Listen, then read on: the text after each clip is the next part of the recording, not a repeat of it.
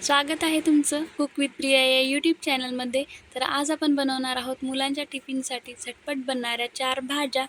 तर सर्वात प्रथम आपण बनवणार आहोत मटकीची सुक्की भाजी। तर यासाठी आपल्याला कढईमध्ये 2 चमचे तेल टाकून त्यामध्ये मोहरी जिरं फुललं की त्यामध्ये आपल्याला टाकायचा आहे अर्धा बारीक चिरलेला कांदा। छान परतून घ्यायचा आहे ट्रान्सपरंट होईपर्यंत। आणि नंतर यामध्ये टाकायचे आहेत 2 चमचे शेंगदाणे आणि कांदा छान 2 मिनिटं परतून घ्यायचा आहे। नंतर यामध्ये आपल्याला टाकायचे आहेत मसाले, लाल तिखट, हळद पावडर आणि पावभाजी मसाला टाकलेला आहे मी पाव चमचा, आणि थोडीशी कोथिंबीर टाकून याला तेलामध्ये छान परतून घेतलेलं आहे। छान परतून झालं की यामध्ये टाकायची आहे 1 वाटी मोड आलेली मटकी। याला छान परतून घेऊयात आणि चवीनुसार मीठ टाकूयात। मीठ टाकल्यानंतर अजून याला एकदा परतून घेऊयात आणि अगदी 5 ते 6 चमचे इतकं पाणी टाकून आपल्याला याला झाकण ठेवून शिजवून घ्यायचं आहे। यामध्ये टाकलेलं आहे मी 4 ते 5 चमचे पाणी आणि कोथिंबीर। याला छान परतून घेऊयात आणि झाकण ठेवूयात 5 मिनिटासाठी लो गॅसवर। तर ही तयार आहे आपली 5 मिनिटानंतर मोड आलेली सुक्की मटकीची भाजी। खायला खूप छान लागते। मुलांना अशी सुक्की भाजी खायला खूप आवडते, नक्की बनवा। नंतर आपण बनवणार आहोत टोमॅटोची भाजी।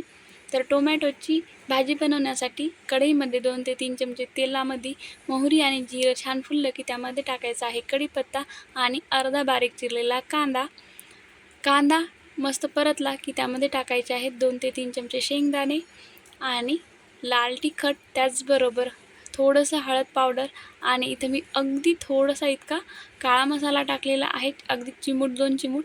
आणि याला छान परतून घ्यायचं आहे या तेलामध्ये। आणि नंतर यामध्ये टोमॅटो ॲड करून मीठ टाकून छान परतून घ्यायचे आहेत 2 मिनिटासाठी।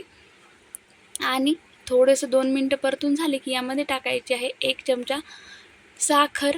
तर साखर टाकल्यानंतर याला ठेवायचं आहे झाकून 5 मिनिटं। आणि 5 मिनिटानंतर तयार आहे आपली टोमॅटोची आंबट गोड भाजी। कशी वाटली हे कमेंट बॉक्समध्ये नक्की शेअर करा। नंतरची आपली रेसिपी आहे पत्तागोबीची भाजी। तर ही भाजी बनवण्यासाठी कढईमध्ये टाकायचं आहे 2 ते 3 चमचे तेल।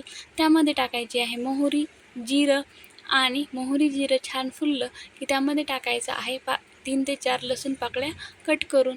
लसूण छान परतून झाला की त्यामध्ये टाकायचा आहे अर्धा बारीक चिरलेला कांदा। बारीक चिरलेला कांदा छान ट्रान्सपरंट होईपर्यंत परतून घ्यायचा आहे। आणि 7 ते 8 कढीपत्त्याची पानं तोडून टाकायची आहेत, थोडेसे शेंगदाणे आवडत असतील तर, आणि परतून घ्यायचे आहेत अगदी 1 ते 2 मिनिटापर्यंत। 2 मिनिटं छान परतून झाले की यामध्ये टाकायचे आहेत मसाले, लाल तिखट आणि त्याचबरोबर हळद पावडर आणि गरम मसाला, पावभाजी मसाला जर आवडत असेल तर तोही टाकू शकता। त्याचबरोबर 1 वाटी बारीक चिरलेली पत्तागोबी। याला छान मिक्स करून घ्यायचं आहे अगदी 2 मिनिटं। आणि लो गॅसवर आपल्याला याला मीठ टाकून छान झाकण ठेवायचं आहे 5 मिनिटासाठी। 5 मिनिटानंतर तयार होते आपली पत्तागोबीची भाजी। टिफिनमध्ये द्यायला सगळ्यात बेस्ट ऑप्शन आहे। आणि नंतर आपल्याला बनवायची आहे दोडक्याची भाजी। दोडक्याची भाजी मुलांना आवडत नाही, पण तुम्ही अशा पद्धतीने नक्की बनवून खाऊ घालू शकता। तर कढईमध्ये टाकायचं आहे तेल, आणि या तेलामध्ये आपल्याला हे दोडके जे कट केलेले आहेत, काप करून घेतलेले आहेत एका दोडक्याचे आडवे, त्याला तळून घ्यायचं आहे तेलामध्ये। अगदी 2 ते 3 मिनिटात छान तळून होतात।